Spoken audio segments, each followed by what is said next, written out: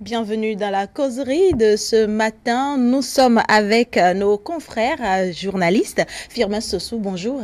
Bonjour Madame Sossou. Voilà, François-Xavier Noumon, bonjour. Bonjour Lali, je précise chroniqueur. Voilà, chroniqueur, voilà, merci. Avec vous. Merci d'être là, Firmin Sossou, merci d'être là aussi. Merci, j'écoute. Voilà, avec vous, nous allons parler des sujets de développement, notamment la dématérialisation des évacuations sanitaires au Bénin. Nous allons suivre à l'entame de cette causerie le directeur national de la santé publique, le docteur Pius Kossi Gunato, qui nous explique les évacuations sanitaires avant, comment ça s'effectue, et maintenant, après la dématérialisation. Suivant. Dès que le malade, nous recevons le dossier du malade, parce que c'est le médecin qui évalue, le conseil de santé se tient très rapidement. Et on a gagné déjà beaucoup de temps. En maximum, comme je l'ai dit, c'est 1 mois maximum quand vous déposez un dossier. Le dossier est étudié, validé par le conseil de santé, qui a un collège de professeurs en médecine dans différents domaines, qui étudient, valident. Dès que ce dossier est étudié, nous directement, nous scannons les dossiers, nous envoyons à l'hôpital. La deuxième étape, la nouveauté dans cette deuxième étape, c'est qu'avant, dans chaque dossier, le médecin lui indique, je vais envoyer à tel hôpital, Si bien qu'il y avait vraiment une multitude d'hôpitaux, c'était vraiment dispersé. Et voyez-vous, quand c'est si dispersé, la gestion est vraiment difficile. L'État, dans la réforme, a signé une convention avec un groupe d'hôpitaux parisiens que nous appelons PHF, Paris Hospital Foundation. C'est un groupe d'hôpitaux, ce n'est pas un seul hôpital, dont les prestations, la qualité des prestations, c'est reconnu. C'est ce groupe d'hôpitaux avec lequel nous travaillons. Dès que les dossiers validés, nous envoyons, nous scannons rapidement le dossier, nous leur envoyons pour avoir leur avis. Dans cette convention, chaque acte qui doit être posé, nous avons le coût de chaque acte et on peut comparer à ce qui est appliqué. Et c'est très avantageux. Cet hôpital nous répond, étudie et répond. Et la grande nouveauté aussi, ce qui est très avantageux pour le malade, parce que j'ai dit tout à l'heure, l'évacuation sanitaire, c'est toujours dans l'intérêt du malade. Dès que le dossier, nous avons reçu le OK de l'hôpital, il programme le rendez-vous pour le malade. On émet le billet pour le malade, mais avant, qu'est-ce qui se faisait? Le malade doit aller là-bas. Il se débrouille pour trouver là où il va loger. Et l'hôpital, tous ces rendez-vous, comment il va s'arranger pour aller ici, pour aller ça. Actuellement, c'est plus comme ça. L'hôpital, dès l'arrivée du malade, le prend en charge depuis l'aéroport. Firmin Sossou, la dématérialisation des évacuations sanitaires vient-elle soulager les populations béninoises, les malades? Oui, il faut l'avouer. Je crois qu'avec la réforme actuelle, les populations ont beaucoup à gagner et l'État aussi va beaucoup gagner parce que ce qui se faisait par le passé n'était pas du tout bien.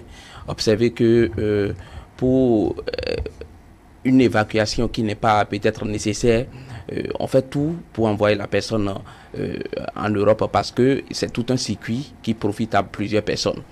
Le circuit, c'est que ça part du médecin qui a fait la consultation et ça passe par le ministère de la Santé, ensuite par le ministère de la Fonction publique et puis le ministère de l'Économie et des Finances. Et sur le circuit, il y a beaucoup d'irrégularités, il y a des difficultés, ce qui fait que au final, c'est l'État qui paie. Par exemple, pour une maladie qui ne nécessite pas nécessairement une évacuation sanitaire parce que la personne est proche à des affinités avec ceux qui gouvernent, on estime qu'on doit l'envoyer et cela coûte des millions, plus de 4 millions et au finish, on ne voit pas l'impact que cela sur la santé de la personne. Parfois, on envoie les gens, on étudie d'abord le dossier, c'est validé par le Conseil de la santé. L'étude de dossier prend jusqu'à 12 mois, 1 an pratiquement. Donc, à la fin, la personne décède, la personne ne vit plus, mais dans les rapports, on retrouve que la personne a été évacuée et que les soins ont été décaissés. Donc il y avait beaucoup d'irrégularités dans ce système.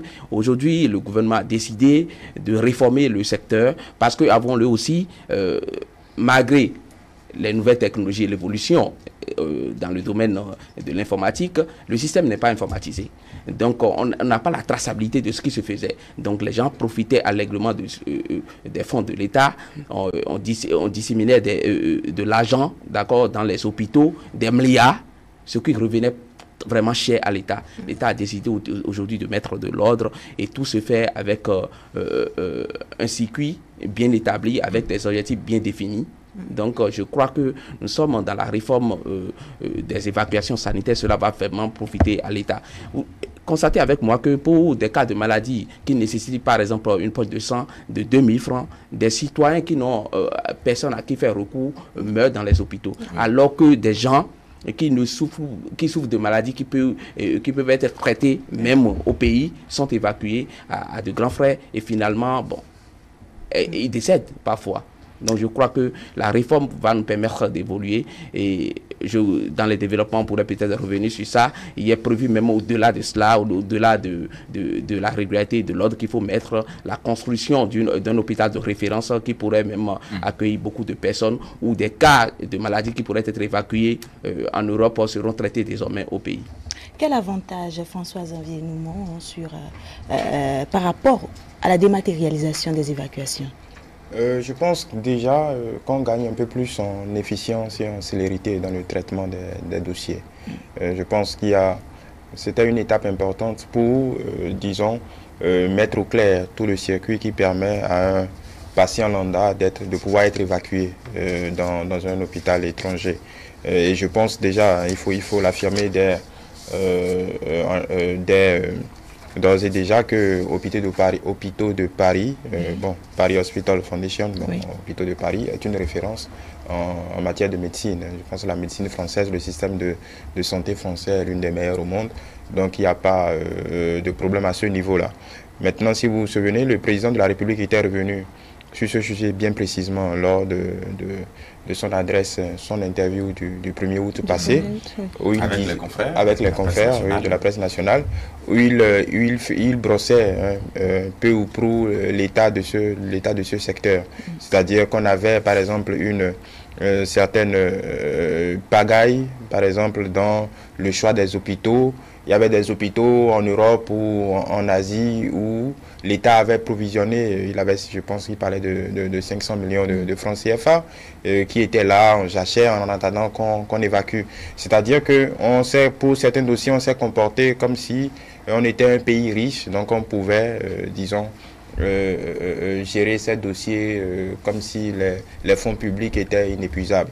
Maintenant, c'est vrai que ce dossier des évacuations sanitaires a fait couler beaucoup d'encre dans notre pays, mais il fallait réformer aussi tout cela. Ce n'est pas contre les patients, mais c'est plutôt en leur faveur pour leur assurer une prise en charge plus efficace et surtout plus efficiente, pour leur permettre déjà d'avoir un aperçu clair de leur pathologie, de connaître leurs chances de rémission, leurs chances de suivi pour les pathologies les plus graves. Tout compte fait, les évacuations sanitaires sont en premier lieu réservées aux patients qui ont des pathologies sévères et qu'on ne peut pas traiter dans notre pays. Donc je pense que le gouvernement a pris ce dossier par le bon bout malgré tout ce qu'il y a eu comme critique.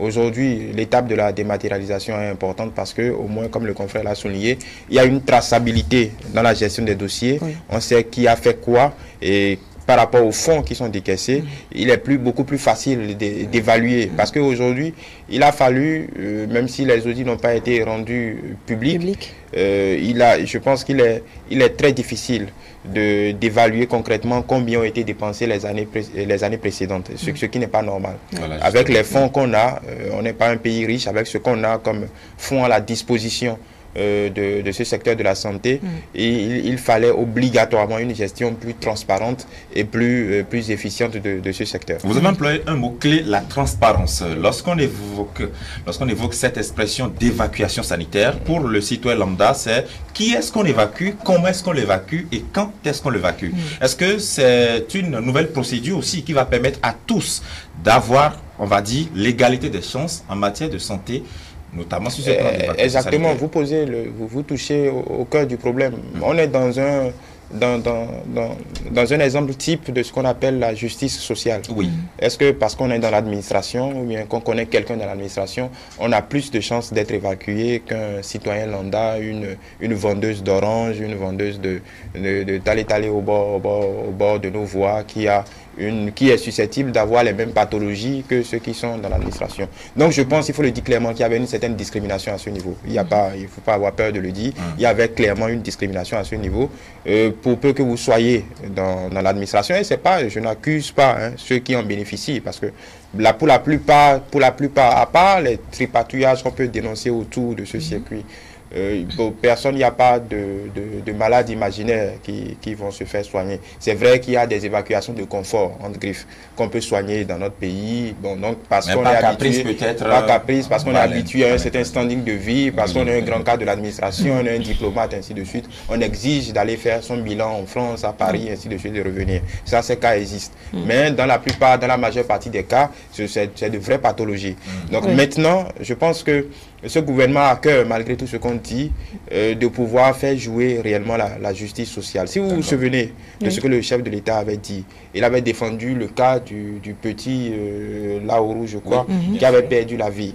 Et je pense que ça, c'était un instant courageux, parce que défendre ce type de cas, il faut bien du courage et de la clairvoyance pour le dire. Et qu'est-ce qu'il disait en ce moment? C'est-à-dire que par rapport à cet enfant, entre griffes, tout avait été déjà fait. Et dans le même temps, il y avait d'autres qui avaient un peu plus de chance de survie que lui. C'est un choix difficile, même si les médecins le font tous les jours dans nos hôpitaux. Donc, ils ont pris sur eux de privilégier ceux qui en avaient plus besoin que lui. C'est difficile parce que c'est un enfant, ainsi de suite. Donc, on est au cœur vraiment de la problématique de la justice sociale, pouvoir permettre à tout le monde d'avoir accès aux meilleurs soins. Et je pense que la balance précise que le gouvernement est en train de prévoir, c'est de pouvoir doter notre pays d'un hôpital de référence. D'abord, de pouvoir lancer le programme ARS pour un programme de couverture sociale et sanitaire, pour pouvoir permettre à n'importe quel individu d'avoir une couverture sanitaire sociale. Alors, justement, Firmin Sossou mettait le doigt sur cette question-là tout à l'heure. La construction d'un hôpital de référence et aussi la mise en œuvre effective du programme ARS, ce sont les grands chantiers qui attendent aussi le gouvernement du point de vue sanitaire et aussi du point de vue social en général.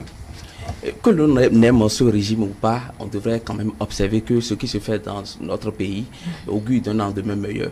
Parce que quand vous regardez tout ce qui a été mis en place, les réformes, vous observez que tout est préparé. De façon méthodique, du moins, on établit tout ce qu'il faut, on fait le diagnostic, on établit tout ce qu'il faut comme remède et on cherche les solutions adéquates. Constatez avec moi que ça fait des mois que le gouvernement étudie ces dossiers-là. Depuis septembre 2018, le ministre de la Santé avait exposé sur la chaîne nationale comment ils ont fait le diagnostic et les solutions trouvées, comment serait le partenariat avec l'hôpital de référence PHF en France. Donc, je crois que ils ont fait le diagnostic, ils ont trouvé les solutions qu'il faut.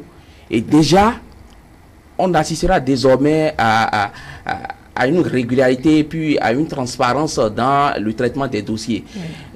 Observez avec moi que par le passé, par exemple, les gens, celui qui devrait accompagner le malade, parfois on décaisse tout ce qu'il doit prendre comme sous, mais arrivé à l'hôpital où il devrait prendre le vol avec le malade, on ne le voit pas, il disparaît avec l'argent. Et au finish, c'est seulement le malade qui voyage. Et au retour, on fait le rapport selon lequel il a accompagné le malade et qu'il a été soigné. Donc, le gouvernement a étudié toutes ces irrégularités. Aujourd'hui, la construction de l'hôpital de référence va permettre de faire. Il est envisagé même à ce qu'on fait venir, par exemple, des spécialistes des Béninois. Il y a beaucoup de Béninois qui sont en matière de spécialité, font des prouesses, qui font des exploits en France. Ils travaillent là-bas, ils font des exploits. C'est parce que nous n'avons pas au pays un plateau technique bien fourni qu'on ne peut pas traiter ces cas de maladie. Mais lorsque le gouvernement envisage de construire un hôpital de référence d'envergure et qui pourrait traiter des cas de maladie qui nécessitent des évacuations, je pense que au lieu de faire voyager par exemple 10 à 20 patients pour aller les traiter en Europe, on pourrait quand même faire venir des spécialistes qui viendront travailler dans notre hôpital de référence et le coût serait moins. Voilà. Il y aura une réduction drastique du coût de traitement. Donc ça va profiter à beaucoup de personnes aussi parce que, observez, si la personne doit venir, c'est un spécialiste qui doit traiter des cas de maladies bien définis et qui vient au Bénin, il peut séjourner pendant toute une semaine ou bien tout un mois, traiter des cas de maladies. D'accord. Et on essaiera de voir ce qu'il faut faire. Ça va nous permettre d'éviter des frais de voyage, des frais de séjour. Et l'État va faire beaucoup de profit dans ce cas. Donc je pense que la réforme, elle est vraiment à saluer. Et nous devons faire confiance à ceux qui nous dirigent. Et ça participe encore de la bonne marche, sinon de la bonne conduite du programme H, d'accord, qui, avouons-le, va prendre en compte beaucoup de personnes. Il y aura une justice sociale.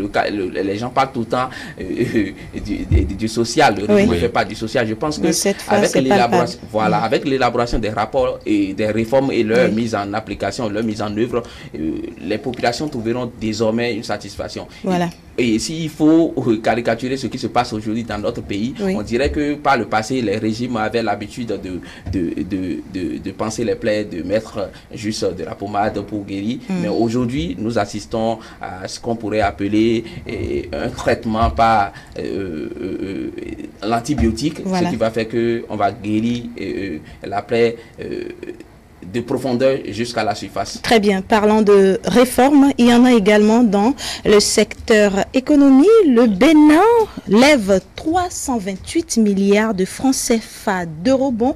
François Xavier Noumon, que peut-on comprendre de l'émission obligataire inaugurale que vient d'effectuer le gouvernement? Disons, sans être dithyrambique, je pense que c'est la première incursion du Bénin sur le marché des capitaux internationaux. Je pense que dans notre pays, ça n'a jamais été fait. Ça n'a jamais été fait. Et à la suite du Sénégal, je pense que les références en Afrique francophone, en Afrique de l'Ouest francophone, c'est le Sénégal et la Côte d'Ivoire qui ont émis 1 milliard et demi d'euros d'obligations, d'emprunt obligataire libellés en euros. Et il faut dire que cette émission obligataire a eu tellement de succès qu'en moins d'une heure, je pense qu'il y a eu une souscription à hauteur de 250%. On était déjà à 1 milliard, 1,5 milliard. Et par rapport à ce que le Bénin voulait, l'objectif du Bénin, c'était autour, voilà, je pense que le Bénin a s'est arrêté juste à sa capacité. Parce qu'il faut dire que ce sont qu'on le veuille ou non, ce sont des émissions, des emprunts hautement spéculatifs, même si les taux d'intérêt internationaux sont assez bas. Et c'est là où réside l'exploit en réalité.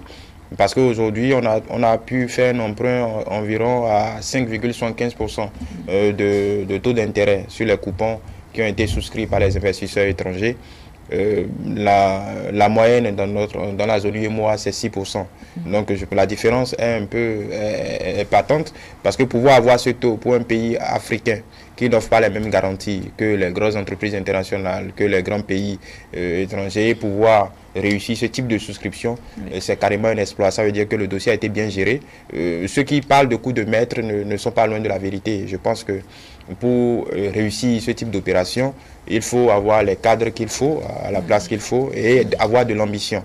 Et quand j'ai pris le soin de feuilleter les grands journaux financiers internationaux ce matin, on parle beaucoup la prise de risque du président de la République, le courage, l'ambition. Bloomberg, la célèbre plateforme financière américaine, en a parlé, où on parle du programme d'action du gouvernement, où ils ont rapidement brosser la situation économique de notre pays. Oui, tout ce qui revient, c'est l'ambition d'un petit pays d'Afrique de l'Ouest pour sortir d'une économie encore tributaire des ressources cotonnières, de la rente cotonnière. Donc je pense que c'est c'est un coup très réussi qui va permettre de booster le programme d'action du gouvernement. Et on est à une maturité de 7 ans, donc ça nous amène jusqu'à 2023-2024. Je pense que les 3 dernières années, 2023, 2024, 2025, sont les années d'amortissement de cet emprunt. Donc je pense que pour les finances publiques, déjà avoir ce type de prêt, avoir réussi ce type d'emprunt obligataire, concrètement, ça veut dire que les investisseurs ont confiance, au-delà de l'Afrique de l'Ouest, au-delà de l'Afrique, les investisseurs internationaux ont confiance à la capacité du Bénin à pouvoir supporter ce type d'engagement. Ça veut dire que c'est une confiance en la politique économique disons, menée dans notre pays, à la gestion des finances publiques, ainsi de suite. Parce que celui qui met son argent, ce sont des emprunts, encore une fois, hautement spéculatifs. Donc, on n'est pas d'État à État, ce sont des investisseurs privés, de grandes banques, des banques d'affaires, ainsi de suite. Donc, forcément, ils comptent sur une rémunération constante, donc ils ne mettront jamais leur argent dans un portefeuille qu'ils estiment trouver d'avance risqué. Donc voilà, donc je pense que c'est un gage de confiance du marché international vis-à-vis du Bénin, et ça encourage, ça donne vraiment, ça vient crédibiliser la politique gouvernementale en matière d'économie et d'amélioration des finances publiques. Donc le PAG, il y a quelques semaines, on faisait le point à environ un peu moins de 4 000 milliards de francs CFA mobilisés jusqu'à fin décembre 2018. Donc là, 2019. on est 2018. Donc le premier trimestre vient de voir ajouter environ 300 milliards de francs CFA. Donc disons, on y arrivera quand même.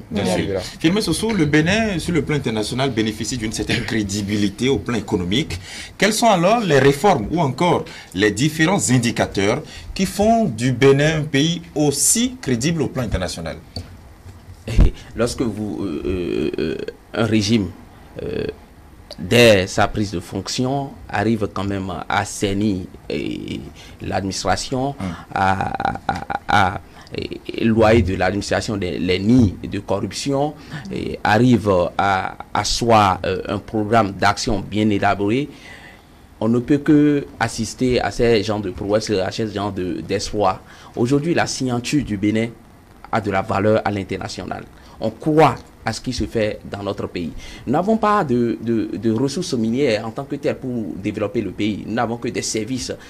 Donc, le Bénin a intérêt à être crédible vis-à-vis des institutions internationales. Et c'est ce qui se fait. Cela passe pas même les actes que nous posons au quotidien. Justement, observez que... les décisions que l'on prend. Avant qu'on arrive à cette étape aujourd'hui, les institutions internationales telles que FMI Standard & Poor's, par exemple, voilà, toutes ces institutions ont évalué ce qui se fait dans notre pays et ont tiré la conclusion que le Bénin est sur la bonne voie. Donc cela donne plus de crédibilité à notre pays, donne plus de crédibilité à la signature du Bénin. Et là, les investisseurs sont vraiment intéressés. Ça les séduit, ce qui se fait les séduit. Et beaucoup ont la facilité de critiquer ce qui se fait et trouvent que ça ne va rien donner. Bon, à défaut d'être des politiciens, des opposants, nous devons quand même faire la bonne lecture de ce qui se fait et savoir que c'est tout un programme et qu'avec le temps, les résultats sont en train d'être observés et on devrait encourager ce régime. La signature du Bénin, quand on veut financer un PAG bien établi et que de l'étranger, les gens trouvent que nous ne sommes pas sérieux. Vous savez, vous pouvez avoir de bonnes ambitions, vous ne pouvez rien faire. Si vous n'avez pas le soutien des grandes firmes, des investisseurs internationaux, ceux-là qui accompagnent les grands projets, vous ne pouvez rien faire. Mais aujourd'hui, surtout avec la sérénité avec laquelle le ministre de l'économie et des finances traite les dossiers, c'est un fin connaisseur. C'est un fait connaisseur. Il a suivi ses formations dans les plus grandes écoles en Europe. Et aujourd'hui, il conduit avec sérénité son département, on voit que les résultats sont au rendez-vous. Cela est encouragé. Et nous devons... Vous avez évoqué tout à l'heure les différentes réformes, notamment l'assainissement des finances publiques. On a vu des réformes au port autonome de Cotonou. On a vu aussi des campagnes de mobilisation des ressources financières. Tout cela dans le cadre de la mobilisation des fonds pour la réalisation du programme d'action du gouvernement. Est-ce que c'est tout ça, tous ces résultats-là qui concourent justement à ces différentes notes, puisqu'on va le dire, c'est après tout une note à l'international? Oui, c'est justement cela. Parce que, vous savez, ceux qui dirigent, les gens de loin, c'est en Afrique, ne taillons pas beaucoup d'importance à ce qui se fait en ce qui concerne même la vie de ceux qui nous dirigent. Dès l'avènement du régime, on a assisté à un assainissement des finances publiques où ceux qui nous dirigent même, en leur sein, ils ont procédé à la suppression de certains postes pour réduire le train de vie de l'État. Donc, déjà, on sent qu'ils ne sont pas arrivés pour dilapider les sous du contribuable. Ils ne sont pas arrivés pour se mettre plein dans la poche. Donc, cela crédibilise déjà les actions du gouvernement. Et au-delà de cela, on a assisté à certaines réformes, d'accord, qui permettent désormais de ne plus trop miser sur le partenariat entre États, c'est-à-dire on privilégie le partenariat public-privé. Et cela permet d'avoir un œil sur les dépenses, sur les finances publiques, comment les choses se font du moins, comment on décaisse. Et aujourd'hui, nous devons avoir le courage de reconnaître, d'accord, que le gouvernement est sur la bonne voie. Et avec le temps, le social prendra bientôt place parce que après tout cela, il faut commencer par investir dans le social. Il fallait mettre en œuvre les réformes, il fallait organiser le système et après faire face à ce que les problèmes et les populations ont comme problème au sein de la population. Et le projet H a été conçu, d'accord, pour soulager les peines des populations. Et sans une informatisation, sans une organisation du système, on ne pouvait pas quand même injecter de l'argent dans le système et dilapider les sous de l'État. Très bien, François-Xavier Noumon. Le produit de l'émission aidera le gouvernement. En quoi? À consolider l'exécution du programme d'action du gouvernement. Parce que cette question tombe bien. Pourquoi? Parce que dès le 15 mars, parce qu'il faut comprendre un peu comment ces choses se font. Disons que pour aller sur le marché international, il y a vous avez parlé de Standard & Poor's tout à l'heure. Ce sont ces grandes agences de notation qui préparent le terrain aux investisseurs. Parce que les investisseurs ne vont pas perdre leur temps à venir ou à scruter le PIB, est-ce qu'on connaît ce pays, ainsi de suite. Donc la boussole principale sur les grands marchés de capitaux internationaux, ce sont les agences de notation. Et le 15 mars, il y a dans une note financière de Moody's, c'est une grande sœur de Standard & Poor's, qui disait simplement que le Bénin est l'un des pays d'Afrique de l'Ouest les plus engagés dans les réformes économiques. Et l'enjeu majeur, c'est bien la réalisation, la mise en œuvre de l'ambitieux programme d'action du gouvernement. Et cette agence de notation estimait que la croissance devrait se maintenir entre 6% et 7% au cours des prochaines années et devra permettre au Bénin de réduire, par exemple, cette année, son déficit budgétaire autour de 2,7%. Et dans cette même note, le Bénin ambitionne à l'horizon 2021 d'avoir un budget excédentaire. Dans le même temps, l'autre agence principale aussi, S&P Global Rating, qui disons, est l'une des agences les plus prépondérantes sur le marché financier international, fait le même diagnostic, même s'il met à côté les risques qui sont liés, parce que les risques sont liés aux grands défis qui sont à relever par rapport à notre pays. Mais toutes ces agences sont unanimes pour dire quand même que la trajectoire d'amélioration des finances publiques est positive. Et donc, voilà, ce pays peut faire objet de confiance. Donc, on peut l'accompagner, mettre nos billes, voilà, dans cet ambitieux programme du gouvernement. Donc, pour répondre à votre question directement, je pense que cet apport financier va permettre déjà à moyen terme de gérer la dette de notre pays, parce qu'il faut dire que plus on s'endette sur le marché international, plus le service de la dette devient plus exigeant. Très concrètement, ça veut dire que sur chaque budget de l'année, on va consacrer un peu plus de nos ressources à payer le service de la dette.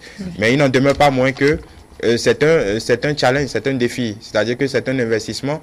Cet argent va servir à consolider les besoins en infrastructure de notre pays, à améliorer l'environnement des affaires, donc à permettre aux entreprises étrangères et aux entreprises, aux PME, aux PMI, aux industries de pouvoir s'installer. Donc au final, pouvoir, disons, entre griffes, rentabiliser ce prêt. Parce que c'est le challenge principal. Rentabiliser ce prêt, faire les importants investissements qu'il faut, les infrastructures routières, aéroportuaires, ainsi de suite, booster l'industrie, les 5 filières de l'agriculture, et au final pouvoir permettre à notre pays d'amorcer ce développement qu'on attend tant. Donc, la mobilisation, les 9 000 milliards que le programme d'action du gouvernement avait ventilé comme objectif atteignable en 2016 vont être globalement approchés d'ici 2021. Ça veut dire que quoi?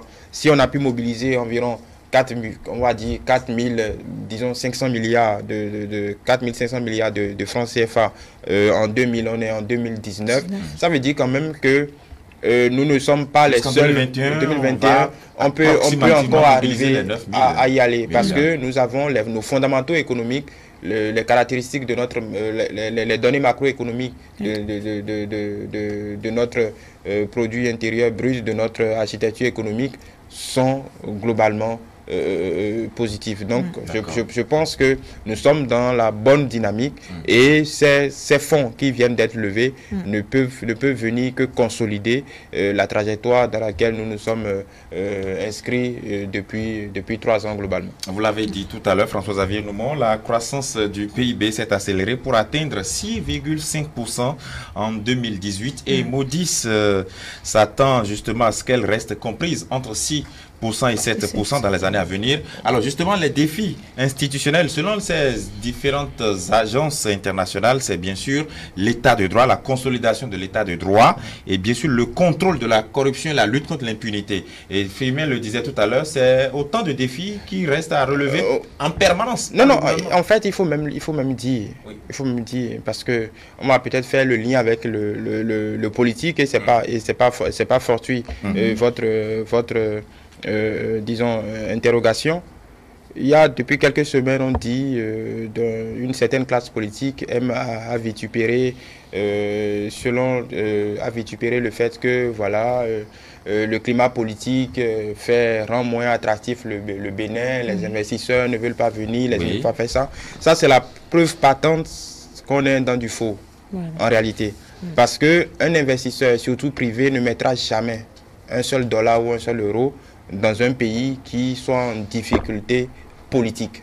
Simplement parce que, même si les données économiques, macroéconomiques sont bien, sont positives, si le pays est dans un imbroglio politique, vous n'avez peut-être aucune chance de recouvrer votre argent. Donc, pour investir dans un pays, il faut que l'environnement économique soit sain, soit favorable, ça c'est le b.a.-ba, mais surtout que l'environnement politique soit jugé stable. Surtout, et j'insiste là-dessus, surtout que l'environnement politique soit jugé stable.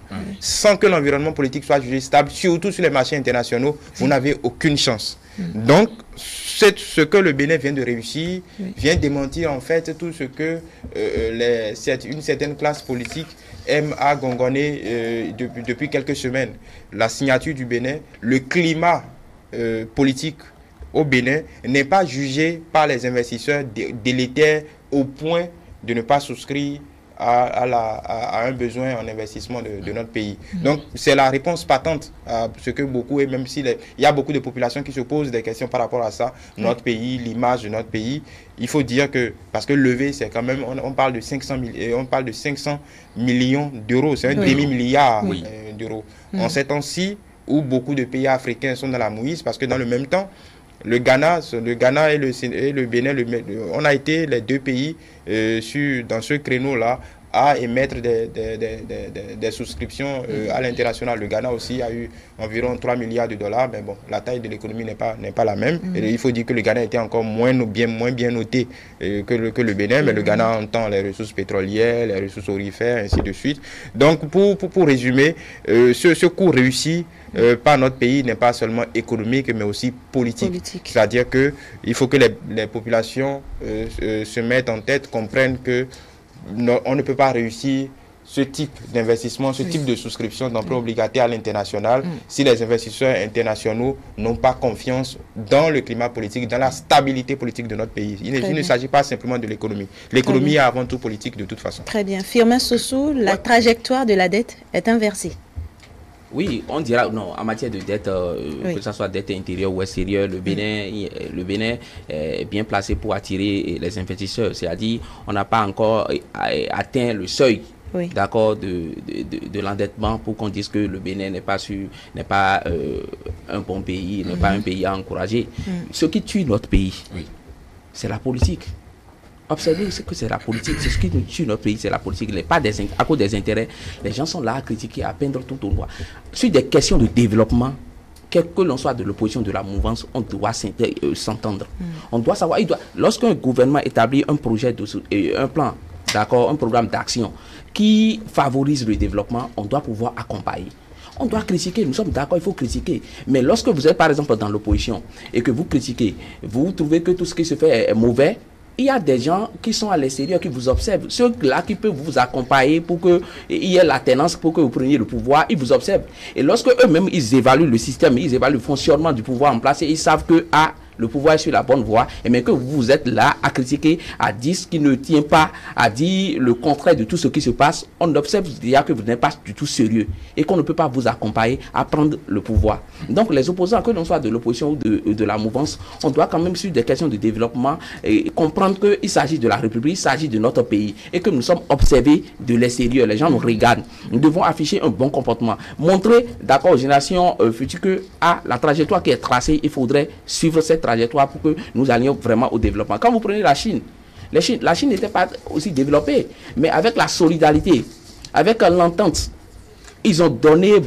une impulsion d'accord à leur système politique d'abord, à travers le Parti communiste, où il y a une entente, il y a un programme bien élaboré, et quel que soit votre bord politique, quelle que soit votre appartenance, quel que soit votre secteur d'activité, vous devez avoir en tête que c'est le développement du pays qui importe.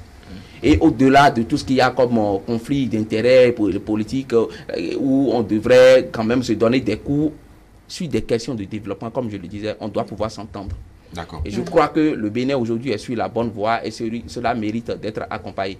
Quand que l'on soit des hommes du côté des hommes des médias ou bien du côté de l'économie, opérateur économique ou pas, on doit pouvoir saisir les opportunités qu'il faut pour accompagner ce qui se fait dans le pays tant que c'est sur la bonne voie. 30 secondes. Oui, 30 secondes juste pour rassurer, parce qu'il y a toujours cette question qui est adjacente quand on parle d'emprunt obligataire, c'est la crainte de nos populations à ce que notre pays s'endette de plus en plus. Il faut dire qu'à ce niveau, si le niveau d'endettement était jugé élevé, on n'aurait pas eu ce succès sur les marchés internationaux. Parce que comme le confrère l'a dit, on n'a pas de si grandes ressources que ça. Voilà. Sur le second, c'est-à-dire que si on prend les critères de convergence de l'UEMOA, la limite c'est 110%. On est encore loin des 110%, je pense 50-56%.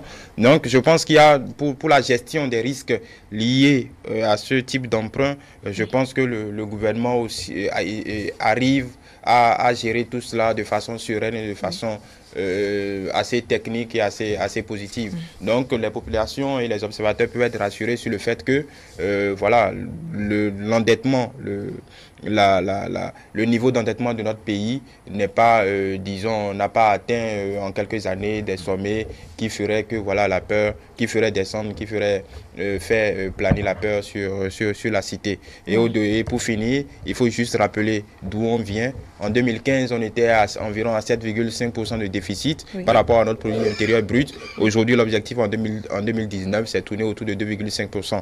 Donc, en tant qu'on le veuille ou non, on a fait du chemin. Et je pense que c'est la bonne tenue. J'insiste là-dessus, puisque c'est le point principal, c'est la bonne tenue des finances publiques qui nous permet de tenir tous ces objectifs. Très bien. Vous êtes un chroniqueur économique et c'est un avantage que vous soyez sur ce plateau. En 2016, le candidat Patrice Talon à la présidentielle affirmait lors du débat face à face avec son challenger, que le Bénin, à cette époque-là, devait 300 milliards comme dette intérieure.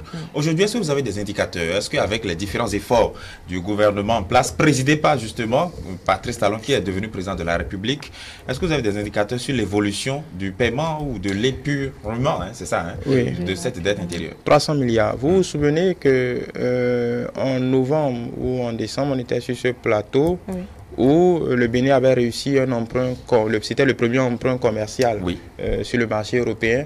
Et ça a servi justement à épurer la dette intérieure. C'était pour ça. Donc c'est pourquoi quand vous lisez aujourd'hui la notation du 15 mars, la note financière du 15 mars de Moody's, c'est ce qui est mis en avant, c'est la bonne gestion de la dette de notre pays. La dette intérieure, ce prêt commercial qui a été réalisé il y a quelques mois a permis au gouvernement de juguler cette masse de dette intérieure qui arrivait à échéance. Donc si la deadline était passée, engendrait des taux d'intérêt encore plus élevés. Donc ce prêt commercial avait servi à apurer cette dette avec des taux un peu plus avantageux, parce que je me rappelle bien que cette dette avait été souscrite à des taux de 6% pour rembourser ici des dettes intérieures qui affichaient déjà des taux de 9%, entre 7 et 9%. Donc je pense que la dette, l'ardoise de notre pays est gérée de façon intelligente et de façon, disons, sereine. Donc il n'y a pas, pour répondre à votre question, je pense que c'est une vieille histoire. Cette dette a déjà été épurée, ce qui permet aujourd'hui les investisseurs en interne, les grandes banques, les investisseurs privés n'ont plus de raison à ne pas vouloir injecter de l'argent dans le circuit économique national. Je pense que le gouvernement a bien géré sur ce coup-là et il faut le relever. Justement, le gouvernement doit continuer dans cette logique, même si c'est difficile. Le gouvernement doit continuer et je pense qu'au-delà des emprunts, aujourd'hui, les investisseurs sont rassurés, c'est-à-dire les investisseurs privés, ceux qui sont dans le privé sont rassurés. Ils peuvent venir s'installer même au Bénin, ils peuvent mener leurs activités au Bénin, créer des industries et être à l'aise. Parce que, observez, tout se fait avec une cohérence. Aujourd'hui au Bénin, nous sommes en train d'instaurer notre système énergétique qui permettra vraiment le développement. Quand il n'y a pas d'énergie, vous ne pouvez pas installer des industries, vous ne pouvez pas installer des sociétés. Donc aujourd'hui, on est en train de résoudre le problème de l'énergie électrique et de l'eau. D'accord, l'eau, on est en train de faire rapprocher les populations de l'eau, sinon d'amener de l'eau dans les coins et recoins du pays, dans les différentes localités. Donc tout cela mis ensemble participe au développement réel du pays et je crois que le gouvernement est sur la bonne voie et ils sont à encourager, même s'il y a des choses à aussi critiquer. L'opposition est là pour ça, justement, mais qu'il le fait avec la bonne foi. D'accord. Firmin Sossou, merci d'avoir été sur ce plateau. Vous êtes journaliste, merci de votre disponibilité. François Xavier Noumon, vous tenez à votre titre de chroniqueur. Merci d'avoir été sur ce plateau.